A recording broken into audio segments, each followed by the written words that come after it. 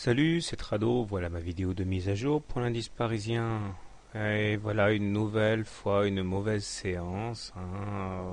La volatilité sur les marchés est absolument incroyable, ça monte très vite, ça dégringole très très vite.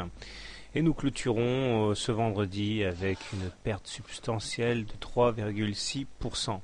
Alors ce qui est intéressant, c'est justement une fois de plus le fait que les grands repères graphiques et techniques aient été respectés.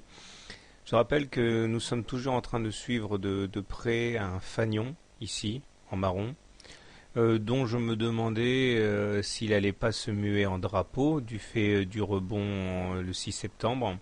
Mais il semble bien que les cours sont en train de valider ce fanion, puisqu'après avoir assisté à un test de l'oblique cassé ici, séance du 8 septembre, aujourd'hui, on a confirmé en quelque sorte le fanion en plongeant, c'est-à-dire donc en avalisant toute la réalité de cet oblique marron. Alors, il faut dire qu'on a été aidé également par la moyenne mobile à 7 séances, qui est venue caper les cours, un peu à la manière de ce qui s'est passé hier.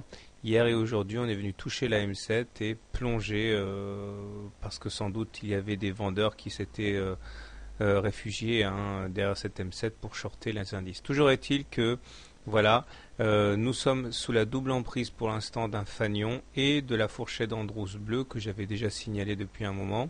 Je vous avais dit que tant qu'on ne sortirait pas par le haut de cette fourchette d'Andrews bleue, eh bien on serait plus ou moins condamné à faire des rotations entre la partie haute de cette fourchette bleue et la médiane demi-droite du milieu. Les indicateurs techniques sont sans ambiguïté, puisque nous sommes en dessous de la M7, en dessous de la M20. Malheureusement, en zoomant un peu, on va se rendre compte que la moyenne mobile à 20 séances est devenue baissière.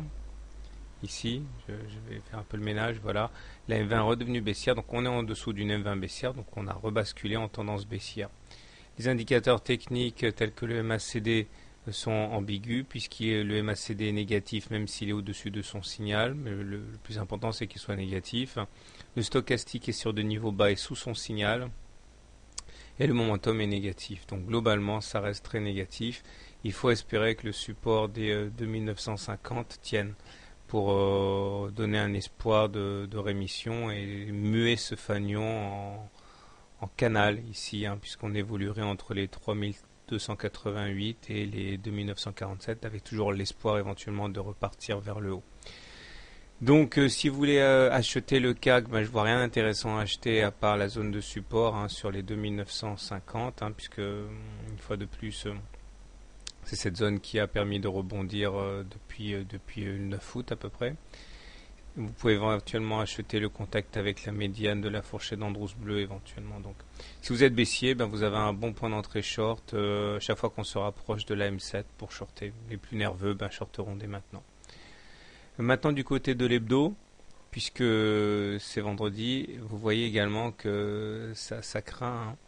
J'ai repris le graphe simplifié que j'avais exposé en début de semaine. Donc nous sommes sous l'influence néfaste d'un double top ici.